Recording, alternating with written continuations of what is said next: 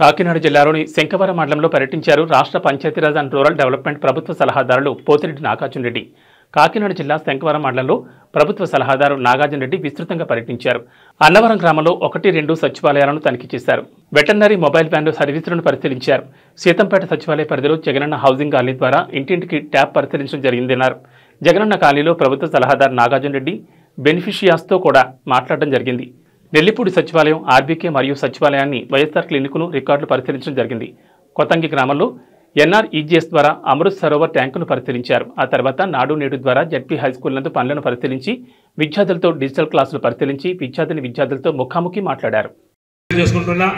ఒకటి గుర్తుంచుకోండి, జగనన్న చెప్పాడంటే చేస్తాడు, చేస్తాడంటే చూపిస్తాడనే ధైర్యము నమ్మకము ఉంది కాబట్టేసి ఈరోజు ధైర్యంగా మేము మాట్లాడగలుగుతున్నాం. రేపు చంద్రబాబు నాయుడు గారు, ఆయన కుమారుడు, మళ్ళీ పవన్ కళ్యాణ్ గారు వీళ్ళంతా వస్తారు. ఆల్ ఫ్రీ బాబు అని రాజశేఖర రెడ్డి గారు అంటా అన్నారు చంద్రబాబు నాయుడు గారిని. అన్ని చెప్పేస్తాడు, ఏదైనా ఇస్తానని. మళ్ళీ సీట్లో కూర్చున్నాక అన్ని మర్చిపోతాడు. రేపు గ్యాస్ సిలిండర్లు అన్ని ఫ్రీ ఇస్తా అంటాడు. కానీ ఆడ మన తెలంగాణలో 500 అంటాడు. ఇక్కడ 500 కూడా కాదండి. గ్యాస్ ఫ్రీ, బస్సులు ఫ్రీ, భోజనాలు ఫ్రీ, అన్ని ఫ్రీ చేస్తానంటాడు ఆల్ ఫ్రీ బాబుగా. ఆయన 14 ఏళ్ళు ముఖ్యమంత్రిగా, 14 సంవత్సరాలు ప్రతిపక్ష నేతగా మనం చూశాం. ఆయన చేసిన మోసాలు, ఆయన చెప్పినటువంటి అన్ని కూడా విన్నాం. జగనన్న కొత్తగా వచ్చాడు, ఈ 4.5 సంవత్సరంలో మీకు చేసి చూపించాడని చెప్పేసి మీరు ఖచ్చితంగా క్యాండిడేట్ ఎవరైనా సరే మనం చేయాల్సిన బాధ్యత, మనం చూడాల్సింది మా ముఖాలు కాదండి, మనం చూడాల్సింది జగనన్నను. ఆయన ఆ సీట్లో ఉంటే మనమందరం, మీరు కూడా దర్జాగా ఇక్కడ ఉండొచ్చు, మేము కూడా ఇక్కడ ఉండొచ్చు. మరి మహిళలు కోటీశ్వరి లక్షాధికారులు చేస్తానన్నాడు, లక్షాధికారులు చేశాడు.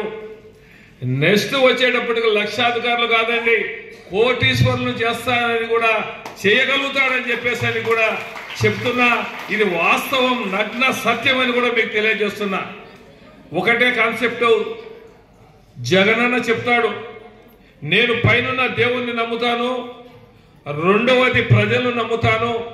ఈ రోజు 100కి అంటే 175కు 175 సీట్లు మనకి ఎందుకు రావు?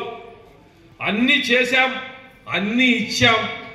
గడప గడపలో ప్రతి ఇంటికి పోయి మీ సమస్యలు తెలుసుకున్నటువంటి ఏ నాయకుడు గతంలో లేడు.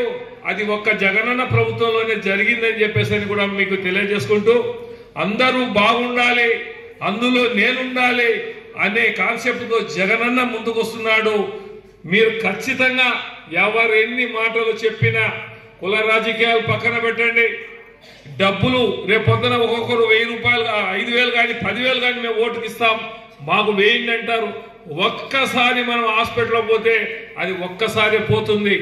కానీ ఆ ఓటు విలువ 5 సంవత్సరాలు మనం అనుభవించాల్సిన పరిస్థితి ఖచ్చితంగా ఉంటుంది. మాయ మాటలు చెప్పి మభ్యపెట్టే చంద్రబాబును మరొక్కసారి మీరందరూ కూడా బుద్ధి చెప్పాలి. జగనన్న మళ్ళీ రావాలి, కావాలి అనే కాన్సెప్ట్తోనే మనం ముందుకు పోదామని చెప్పేసి మరి శంకవరం మండలానికి సంబంధించి వచ్చిన ప్రతి మహిళలకు అందరికీ కూడా మరొక్కసారి నేను చెప్పిన మాటలు కాదు, ఈ వాస్తవాలను చెప్పాను. మీ ద్వారా మీరు లబ్ధి జరిగింది చెప్పమని అడిగాను, అది కూడా రికార్డ్ అయింది. కాబట్టేసి మీరు సంతోషంగా ఈరోజు ఉన్నారంటే అది జగనన్న చేసినటువంటి కృషి ఫలితమే అని చెప్పేసి మీకు తెలియజేసుకుంటూ, మరి నెక్స్ట్ మళ్ళీ వాలంటీర్లతో, సచివాలయ సిబ్బందితో మళ్ళీ మీటింగ్ ఉంది కాబట్టేసి మీకు ఇప్పటికే ఆలస్యం అయింది. మీరు ఎప్పుడెప్పుడు పోదామని మీరు కూడా ఉన్నట్టుందిగా. కాబట్టి వంటలు చేసుకోవాలి కదమ్మా.